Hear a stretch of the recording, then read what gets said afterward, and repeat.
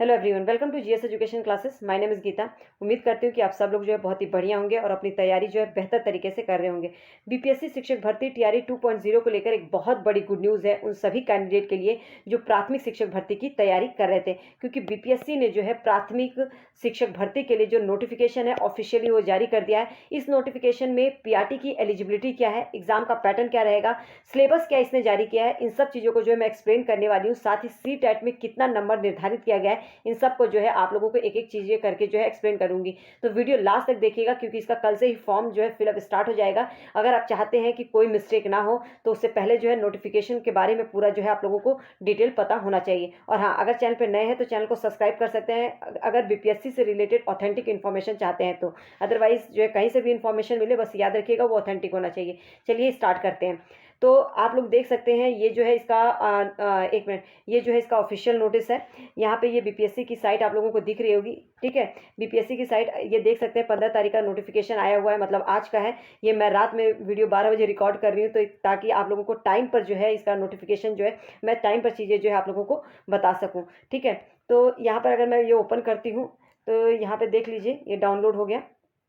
और यहाँ पे एक मिनट, तो यहाँ पर आप देख सकते हैं, हाँ देख सकते हैं बिहार के अंतर्गत, मतलब शिक्षा विभाग बिहार के अंतर्गत 1 से 5 तक के विद्यालय अध्यापक के कुल 9,431 जो पिछली बार है, मतलब फेज 1 में जो पोस्ट वैकेंट रह गए थे उसी पर जो है ये वैकेंसी निकाली गई है।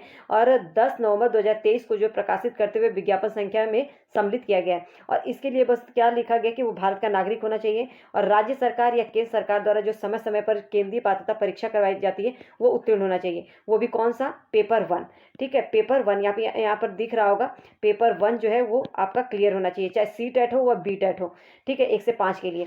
लेकिन इसमें जो है एक चीज़ और इन्होंने बोला है कि 2012 से पूर्व नियुक्त एवं कार्यरत शिक्षक जो दक्षता परीक्षा उत्तीर्ण होंगे के लिए शिक्षक पात्रता परीक्षा में उत्तीर्णता अनिवार्य नहीं होगी 2012 से पहले। लेकिन 2017 तक के बाद जो कैंडिडेट, मतलब 2017 सी टेट अभ्यर्थियों के लिए और बी टेट अभ्यर्थियों के लिए कुछ प्रावधान किए गए हैं यहाँ पे सी टेट के मार्क्स को लेकर। अगर आप जनरल कैंडिडेट हैं तो आपके 90 मार्क्स जो है होने चाहिए, ठीक है, जनरल कैंडिडेट के लिए। लेकिन जनरल कैंडिडेट के 90 मार्क्स जो है आपको 150 में से, मतलब अगर सी टेट जो है आपने सी टेट दिया है या आपका बी टेट है उसमें आपके कम से कम 90 मार्क्स होना चाहिए, मतलब कि 60%, ठीक है। अगर आप ओबीसी कैंडिडेट हैं या अन्य पिछड़ा वर्ग, या आप जनरल वुमेन हैं, ठीक है, जनरल महिला हैं, जनरल वुमेन है, तो आपका जो है वहाँ इसमें भी आपका कितना होना चाहिए, इसमें जो है 82 मार्क्स होने चाहिए, ठीक है। लेकिन अनुसूचित जाति अनुसूचित जनजाति हैं तो उसमें जो है आपका मतलब कि कितना रखा गया है, 50%।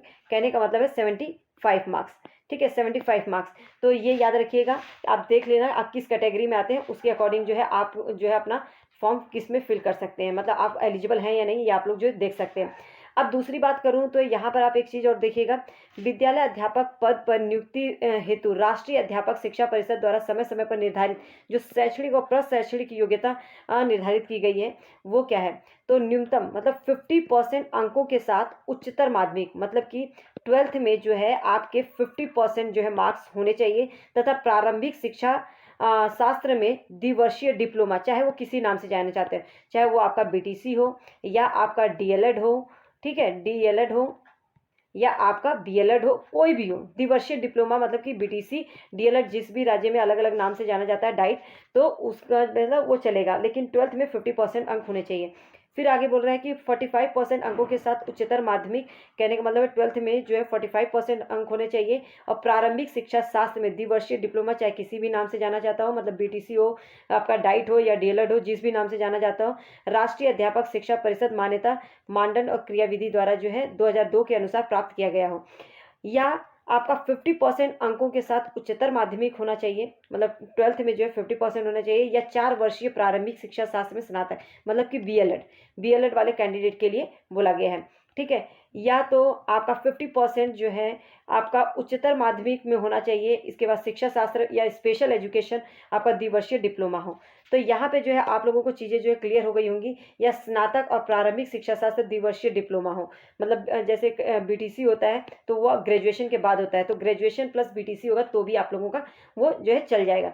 तो यहाँ पे कोई डाउट नहीं है, मुझे लगता है कि ये सब चीज़ें जो है एलिजिबिलिटी आप लोगों को समझ में आ गई होगी। अब हम बात कर लेते हैं, यहाँ पर ये देख सकते हैं, कक्षा 1 से 5 के लिए विद्यालय अध्यापक में मूल कोटि के पद पर नियुक्ति हेतु शैक्षणिक प्रशैक्षणिक योग्यता में अनुसूचित जाति, अनुसूचित जनजाति और अन्य पिछड़ा वर्ग दिव्यांग अभ्यर्थियों की न्यूनतम निर्धारित अर्हतांक जो है 5% की जो है छूट जो है उन्हें दी जाएगी। ठीक है, अगर कक्षा 1 से 5 में उर्दू पद पर बिहार राज्य का मदरसा शिक्षा बोर्ड जो है मौलाना मजहरुल हक अरबी और फारसी विश्वविद्यालय पटना द्वारा, इसमें भी जो है इस बोर्ड द्वारा उर्दू में इंटरमीडिएट में 50 अंकों के साथ जो है किसी भी मान्यता प्राप्त विश्वविद्यालय से उर्दू में स्नातक की शैक्षणिक योग्यता मान होगी। ठीक है, अगर बांग्ला शिक्षकों के पद के लिए, यहाँ पे देख सकते हैं जो भाषा है उसकी बात कर रहे हैं, बांग्ला शिक्षक पदों के लिए इंटर में 50% बांग्ला तथा किसी मान्यता प्राप्त विश्वविद्यालय से बांग्ला में स्नातक की योग्यता मान्य होगी, या किसी भी सोसाइटी या ट्रस्ट के द्वारा स्थापित स्व शैक्षिक संस्थानों द्वारा प्रदत्त भाषा विशेष की उपाधि डिग्री भी विद्यालय अध्यापक पद पर नियुक्ति हेतु मान्य नहीं होगा। ठीक है, अब ये सब चीज़ें तो आप लोगों को क्लियर हो गई होंगी। अब मैं जो मेन बात है अब यहाँ पे कर लेते हैं कि इसका सिलेबस जो जारी किया गया है। ठीक है, एग्जाम का पैटर्न और सिलेबस, तो आप लोगों को बता दूं, जो एग्जाम आप लोगों का पहले जो है 100 मार्क्स का जो है आप लोगों का लैंग्वेज होता था, लेकिन अब जो है लैंग्वेज मतलब जो भाषा है वो 100 मार्क्स का नहीं होगा, उसमें आप लोगों को पिछली बार 75 + 25 का था, ऐसे था ना, लेकिन अब ये नहीं है। आपका जो है भाग 1 जो है वो भाषा का होगा, जिसके अंदर 30 मार्क्स का होगा, जिसमें आपका हिंदी जो है ये जो है आपका 22 नंबर का होगा और इंग्लिश जो है 8 नंबर की होगी।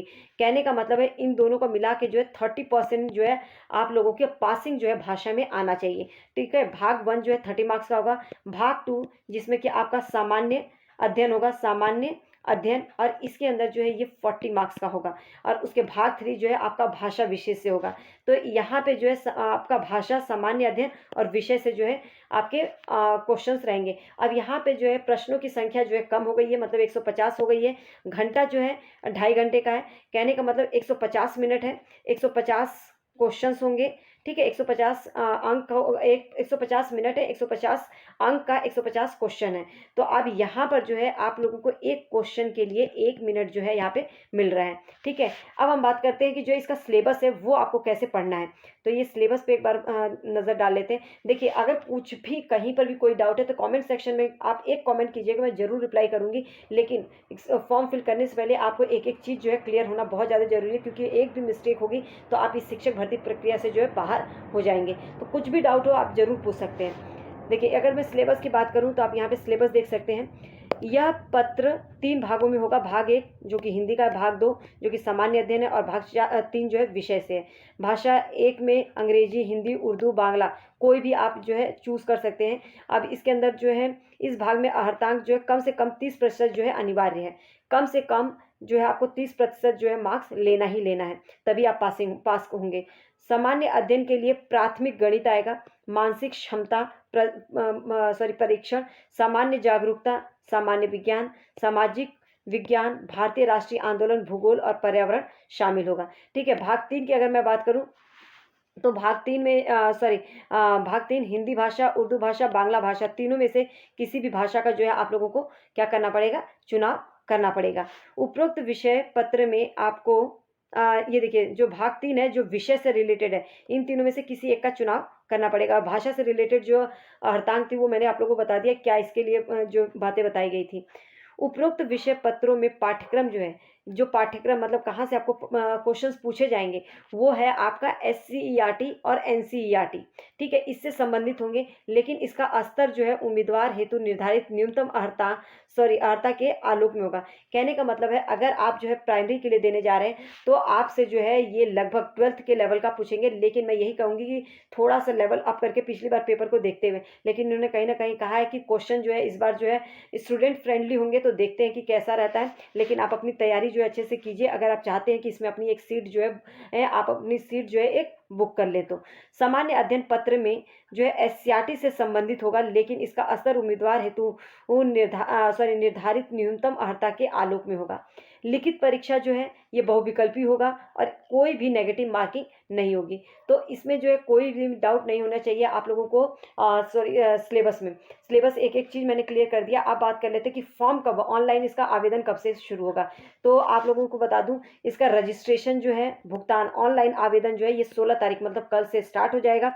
तो आप लोग जो है इस पूरे नोटिफिकेशन में अगर कहीं भी कोई मिस्टेक, आप लोगों को कहीं पर भी कोई भी चीज़ नहीं समझ में आती है तो मुझे कमेंट कीजिएगा, मैं ज़रूर आप लोगों के डाउट जो है क्लियर करूँगी। लेकिन हाँ, फॉर्म फिल करने से पहले अपने हर एक डाउट क्लियर जरूर कर लीजिएगा। अगर लगता है कि यहाँ से आपको ऑथेंटिक इन्फॉर्मेशन मिल रही है तो चैनल को सब्सक्राइब कर सकते हैं, ताकि आने वाली वीडियो की नोटिफिकेशन आपको बीपीएससी से रिलेटेड जो भी नोटिफिकेशन है वो टाइम पर मिल सके।